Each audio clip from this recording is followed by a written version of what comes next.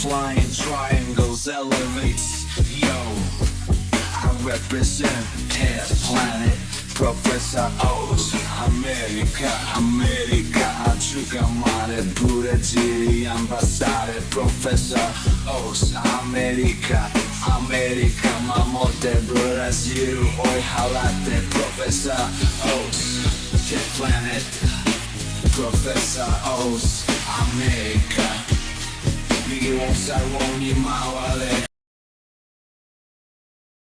So now let's look at some of the little variables that can come into play while we're playing this position from the post pass. We're going to look at the different directions her shoulders can stack, right? Because sometimes they might fight your head off. Maybe you're late to the party with your head. You don't lawn dart her shoulder, and now they're facing it down, trying to really hide it from you, so you can't push your head into the top shoulder. The other position that might happen is so you're correctly pushing with your head, and now you're like, well, where do I go now? You know, so let's look at those. All right. So I'm in the post pass right here. I've swallowed the arm. I've eaten the arm. I'm checking. I'm hanging out right here. Okay. Again, more emphasis on I'm not going to be flaring my hips open. That'll make it easy for me to face the ceiling. I'm going to be on the end of the lever right here, toggling my hips down, okay? Knees off the floor. Now, you'll notice there's two ways her shoulders can stack. Either they're gonna be straight and trying to like angle down, okay? Or they're gonna be up, okay? So if I have the arm out of this situation and I have her shoulders facing up, okay, then that makes it easy for me to cross face and go to the mount here. Okay, now in order to make sure that I get this mount when I do this, I have the lawn dart. I'm going to be pushing on these knees right here. I'm going to step my leg up. I'm going to hike my knee up. Now I'm going to push my knee into the pit of her hip right there, and I'm going to slide up to mount. One more time. Here, I'm lawn darting. I'm going to hike my knee up, cross face, mount.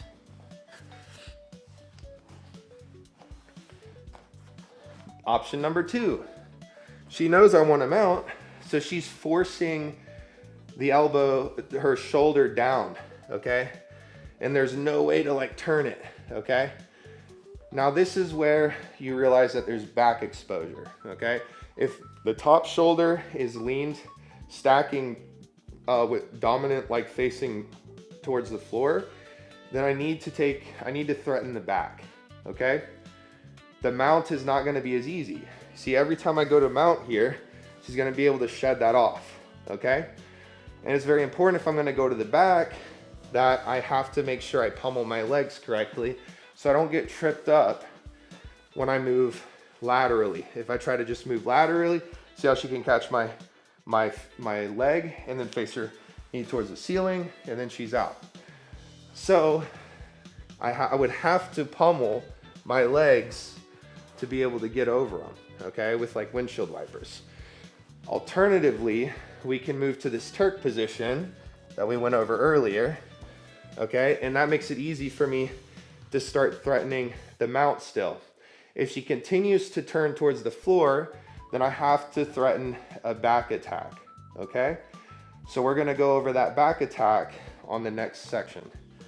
What you'll find when you are playing this is that they're almost in a dilemma right here where they either, like they feel that you wanna take the back, so the moment I start threatening the back, they're gonna turn their shoulders up, face their chest. Well, now I have to threaten the mount.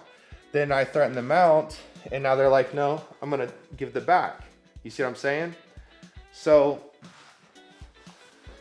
keep that dilemma in mind. All right, so just be able to like, be ready to look out for which direction their shoulders are encouraging, right?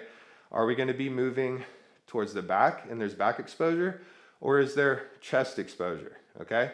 If it's chest exposure, we're mounting. If it's back exposure, we have to threaten the back, okay? Okay, so now we're gonna go over the rolling back take. You've probably seen this before. It's just like the quarter mount back take. So if she lays down, and she starts facing she starts facing her shoulders towards the floor, okay? What I can do is I can threaten the turk here, okay? Now, all I gotta do is get my knee in place. If I get my knee in the hip, now I can threaten this back take, okay? So I'll go to threaten this back take, all right? The rolling back take, I'm going to kind of have like my turk leg, okay? And I'm going to look to roll over this shoulder and face her hips or face her foot, okay? What helps me a lot with some of these guys that want to like try to freeze right here is I have to grab their leg to assist my roll through, okay? So this is the roll through. I'm going to roll over this shoulder. I'm gonna try to cover my chest under her butt. And now I'm going to keep my heels curling towards my butt. I'm going to roll. And now once I get here, I have to face my hips and knees towards the ceiling, and I'm going to stomp my feet towards the floor as I get a seat belt. All right, so I'm here. Now I'm going to come through. I'm gonna grab the leg if I have trouble. I'm gonna roll here.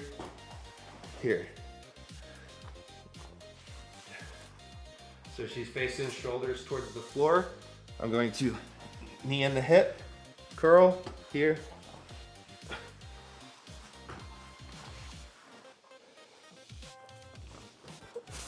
Here.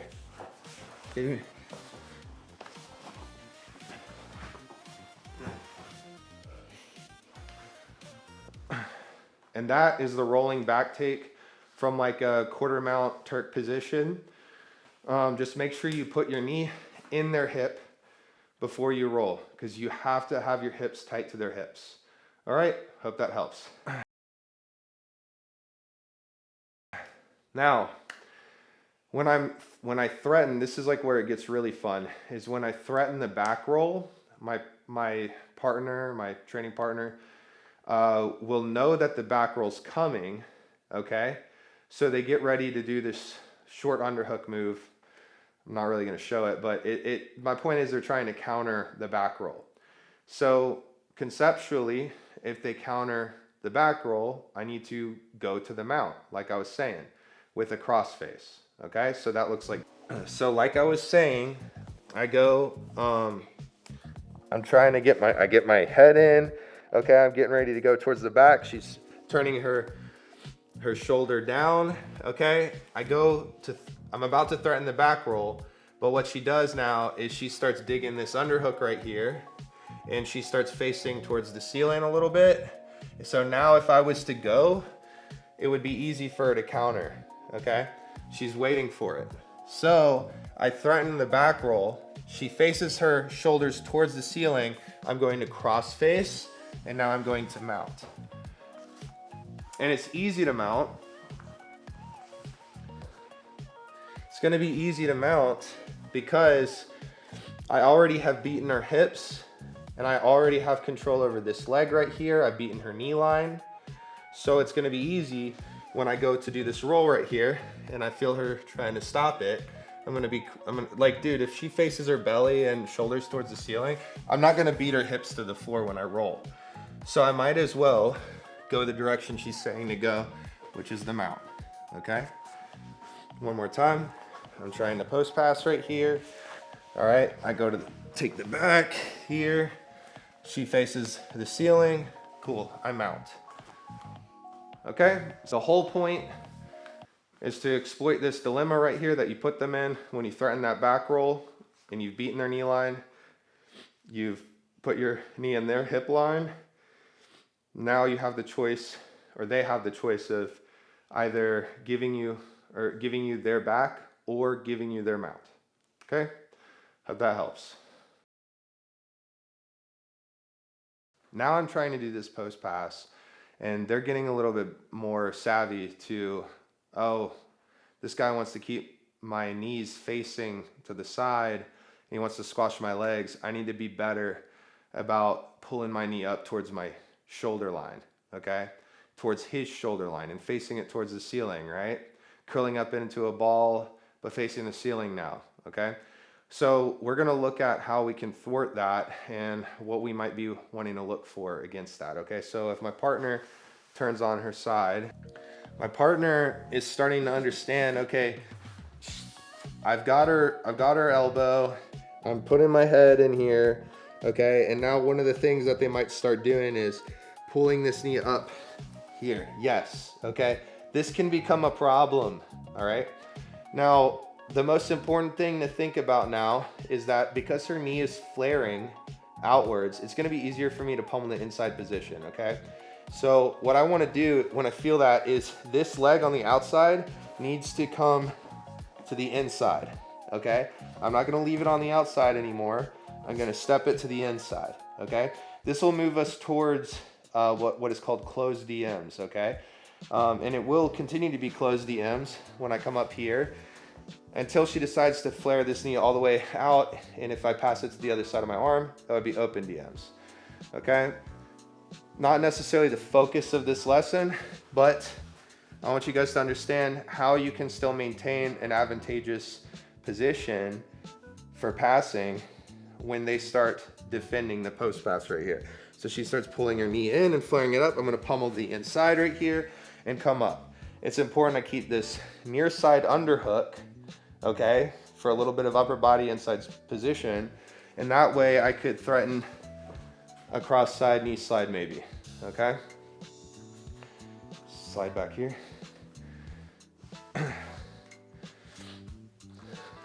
So again, I've come out to the side, I'm doing a post passing, she pulls that knee in. I need to go inside position right here, go to get this near side underhook, okay? And now I can come up into a DMs, closed DMs, open DMs. I can lean forward and go cross side knee slide if I have this near side underhook, okay?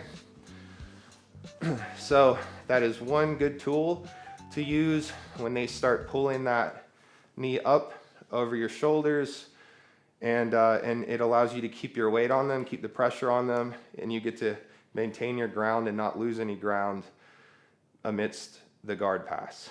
All right, hope that helps. Now let's look at how the post pass can fit into half guard. Yes, there's not necessarily an entry that I can do that goes to half guard, but the bottom player might concede half guard because they don't want to take that pressure on the side of their leg anymore. We're going to see what that looks like so you know what to look out for. So as you can see right here, I am commencing my post pass, okay? The side of her leg is starting to burn out, so she just starts to kick her leg through, okay, and open the knee towards the sky, and I fall into half guard pretty easily. As far as I know right now, it doesn't really matter which side they kick their knee through and open. You might find that you end up in either side of half guard, okay? But that's what we're looking for. We want to find our way into half guard. So if I'm moving out here into a perpendicular post pass, then when she kicks her leg through, it's gonna be on this top side right here.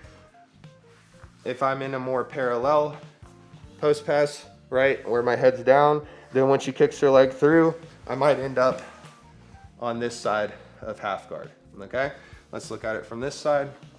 So I'm in a post pass. If I'm in a more perpendicular position, then when she starts kicking her leg through, I end up in this half guard.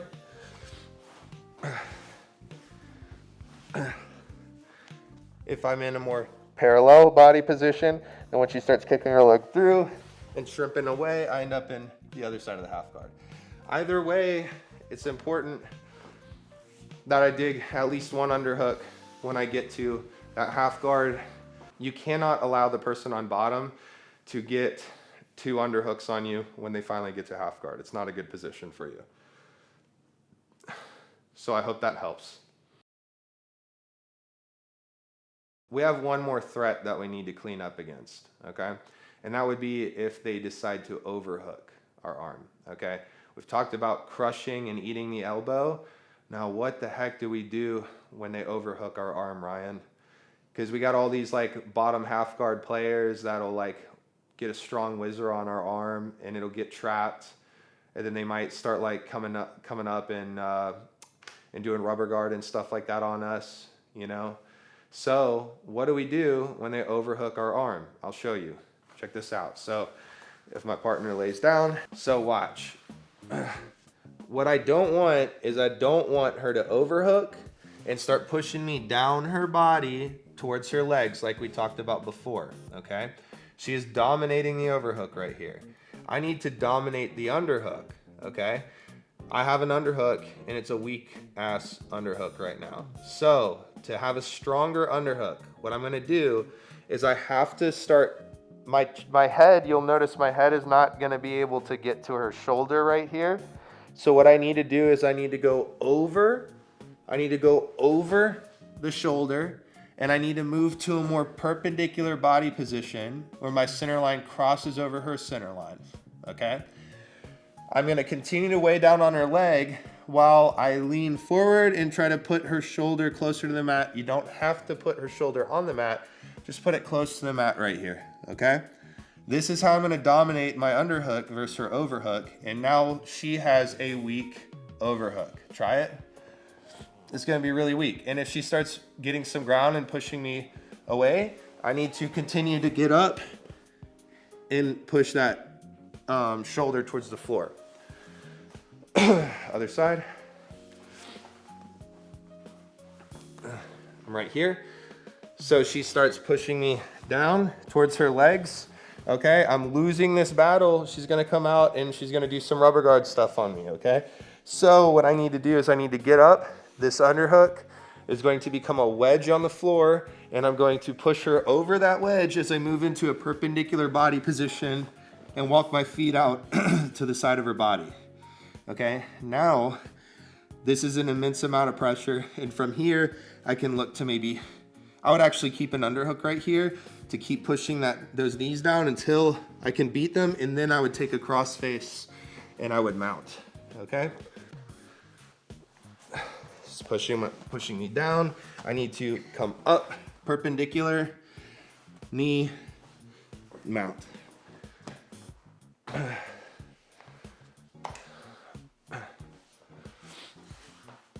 All right, well, that's all, folks.